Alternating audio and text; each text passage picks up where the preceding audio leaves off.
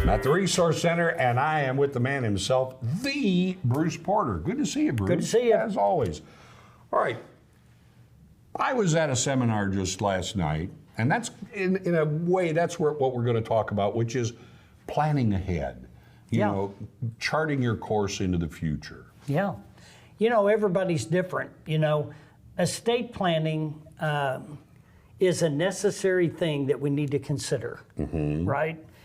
Nobody wants to take the time because I don't know, mortality scares us. Sure does. Right? Yeah. Here's what we got to do, though. We got to understand that unless you make decisions for your stuff, for your family, they're going to have to make the decisions after you're gone, and it may not be what you want. So I think that it's worth spending a little time. I know that when I organized my estate, I felt so much better afterwards, because I know regardless of when the Lord takes me home, everything's going to be spelled out. Nobody's going to fight. Nobody can fight.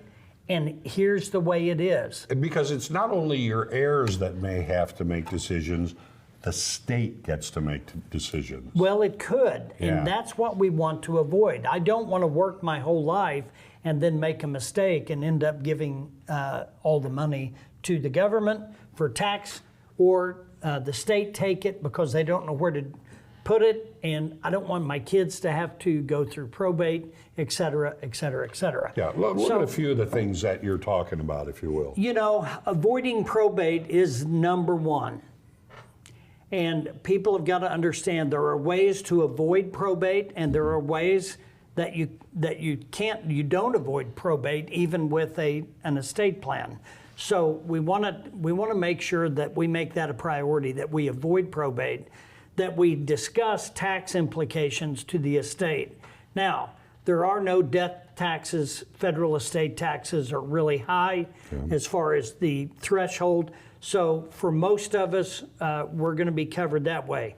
But when we talk about tax implications in our workshops, it's you're leaving qualified monies to the heirs to your estate. And we used to be able to inherit those IRAs and stretch them over a lifetime. Yeah. You cannot do that anymore. They've eliminated that through the Secure Act. And so now your heirs only have up to 10 years to take distribution of your qualified money. So what that does, that either creates a huge tax liability right now, or it causes a tax liability over the next 10 years. Right. And it's just kind of an ongoing pain in the rear, right? Now, avoiding family conflict is another thing. We see a lot of families divided due to a death. It's totally avoidable. All you got to do is make your wishes known in a document that says, here's the way I want things done. And after you're gone, nobody can change that. It is the way it is. Protecting your beneficiaries is very important, most of the time from themselves. Yes, because it can happen in the best of families. People inherit money and they blow it. Yeah. People inherit money and you know, they go buy stuff they don't need, and pretty soon they don't have anything to show for what you worked your whole life for. So I think there's things that we just have to discuss along the way. Probate. Costly, timing, stressful, and it's public information. Yes. So we want to stay away from that if at all possible. We've talked about the tax implications. You know, protecting beneficiaries, and I touched on that. If you have minor beneficiaries, that has to be a separate discussion. If you have special needs children, that needs to be a separate discussion. If you know that it's more likely that your beneficiaries are going to make bad decisions, then I think that needs to be discussed, because we can protect them from themselves. And then let's not forget our spouses. We couldn't fault them for getting remarried, but maybe we want to protect our spouse against the guy that she might marry.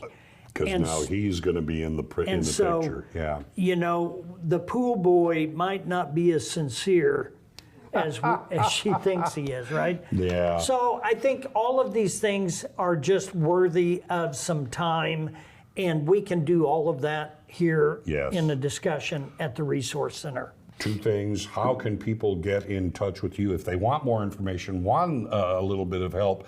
And also the second thing, you have these seminars and things every month. All they have to do is talk to you about it. Yeah, the holidays are coming up.